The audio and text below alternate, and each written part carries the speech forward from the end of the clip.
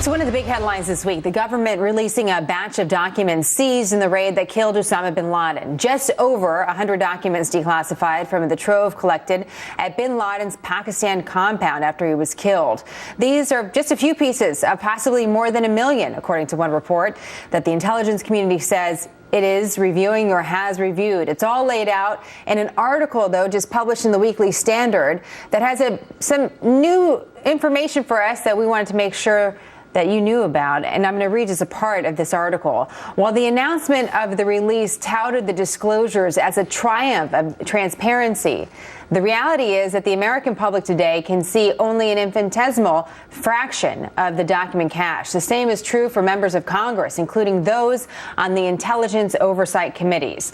The authors are here: Steve Hayes, senior writer at the Weekly Standard and Fox News contributor; Tom Joscelyn, senior fellow at the Foundation for Defensive Democracies and senior editor of the Long War Journal. Nice to have you both, as you both are the authors of this piece. And I think that's surprising, Stephen, to know that our lawmakers who we elected to represent us, who do have security clearance, pretty high security clearance, have not had access to these documents. Tell us more about that.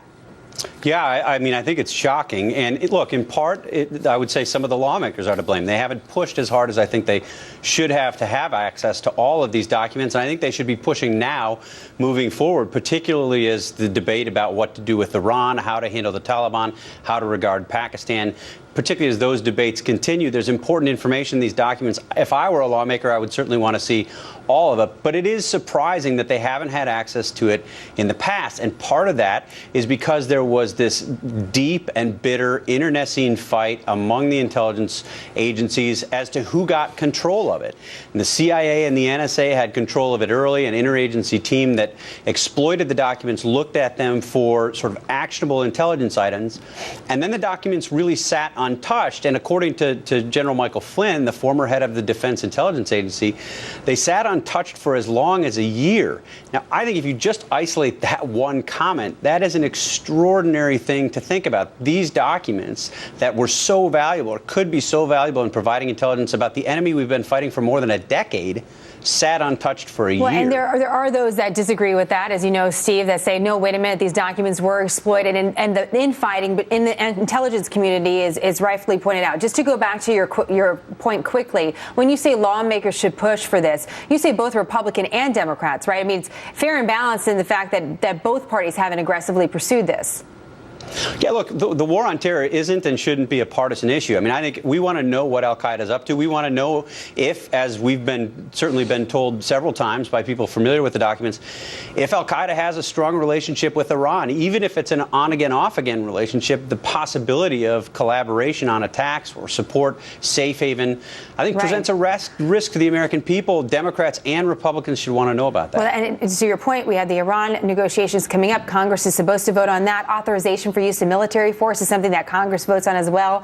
Tom, that's also important. You both, though, point out something that's very specific when it comes not only to the connection to Iran and al-Qaeda, but the connection between the Taliban and al-Qaeda. And just a reminder for our viewers, Tom, al-Qaeda is a terrorist organization. The Taliban is not distinguished that way by the United States government, which is a game changer for how we deal with them. What is the connection that you see, though, with the bin Laden documents that is so key here?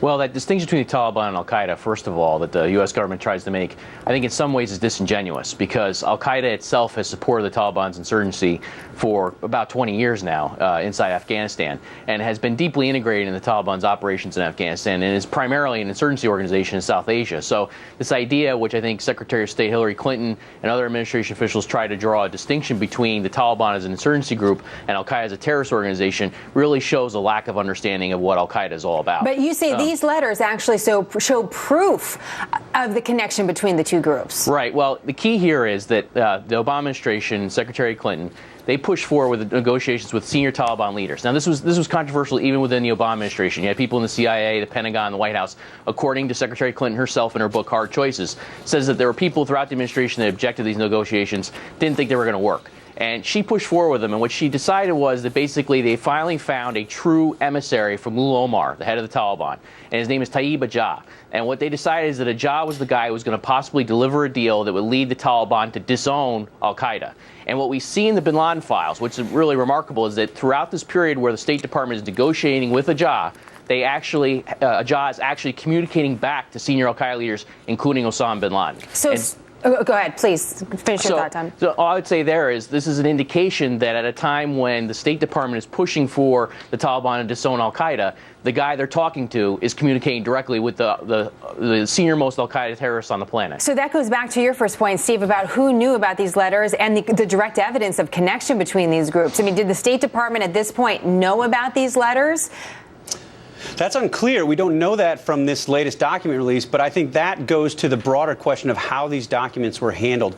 You know, everybody agrees that the CIA and NSA and the interagency team that did this initial exploitation that basically said we're going to look for everything actionable, it was sort of like advanced data mining to produce reports that would allow our teams to go out and actually take down al-Qaeda leaders, al-Qaeda operatives. Everybody says that they did a good job with that. The problem is that it only lasted 3 months, and then when it stopped, it stopped.